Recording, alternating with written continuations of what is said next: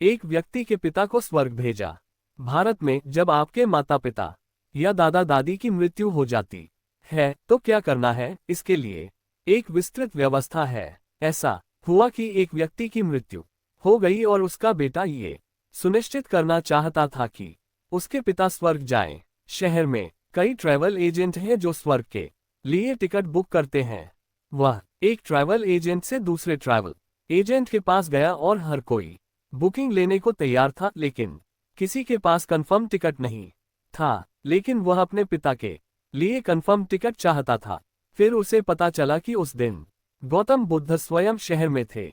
एक प्रबुद्ध व्यक्ति का मतलब है कि उसका ईश्वर से संपर्क है। अगर वह खुद आपके पिता की सिफारिश करता है तो आपके पिता बिना किसी रोक टोक के सीधे स्वर्ग चले जाते हैं। इसलिए वह उनकी तलाश में निकल पड़ा। गौतम शहर के बाहर एक विशाल झील के सामने एक पेड़ के नीचे बैठे थे। वह जाकर उनके पैरों पर गिर पड़े और मगरमच्छ की तरह उनके पैरों को पकड़ लिया और कहा, मेरे पिता एक अच्छे इंसान थे और उनका निधन हो गया।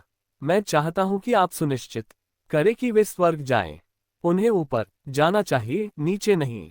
गौतम के मुंह खोलने से पहले ही उन्होंने कहा, आपको मना नहीं करना चाहिए। भारत में एक परंपरा है कि अगर कोई आपके पास आता है और अनुरोध करता है, मैं आपसे कुछ पूछने जा रहा हूं, तो आपको मना नहीं करना चाहिए। इसका मतलब है कि आप मना नहीं कर सकते क्योंकि वह इसके लिए बहुत बेताब है। आपके पास कोई विकल्प नहीं है। तो गौतम ने कहा, अब मैं क्या कर सकता हूं? आपने पहले ही मुझ पर यह सख्ती लगा दी है, मैं मना नहीं कर सकता। ठीक है, आप एक काम करें, घर वापस जाएं। सुबह 4 बजे नदी में डुबकी लगाएं। एक मिट्टी का बर्तन ले और उसमें आधा पत्थर और आधा मक्खन भरें। उसे कपड़े से बांधें, उसे यहाँ ले आएं और हम देखेंगे कि हम आपके पिता के लिए क्या कर सकते हैं।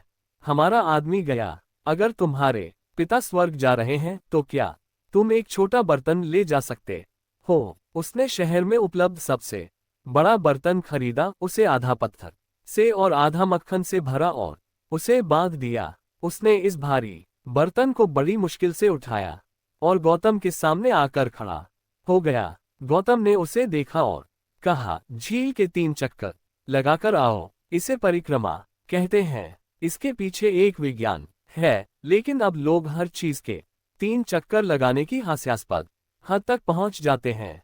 गौतम ने कहा, झील के 3 चक्कर लगाकर आओ। वह आदमी इस भारी बर्तन को लेकर झील के 3 चक्कर लगाता रहा। जब वह गौतम के सामने आया तो उसका आधा काम पूरा हो चुका था। गौतम ने उसकी हालत और उसके दृढ़ संकल्प को देखा।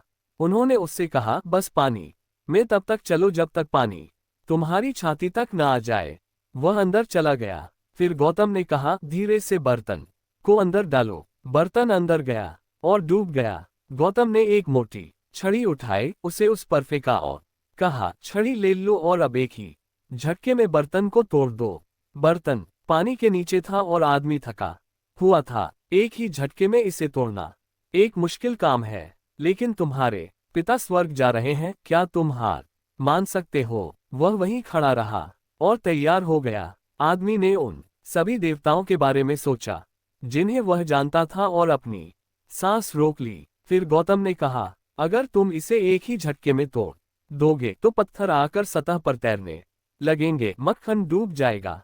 फिर तुम्हारे पिता ने इसे बना लिया है। एक जोरदार झटके में बर्तन टूट गया और मक्खन ऊपर आ गया। उसने इस अपवित्रता को देखा।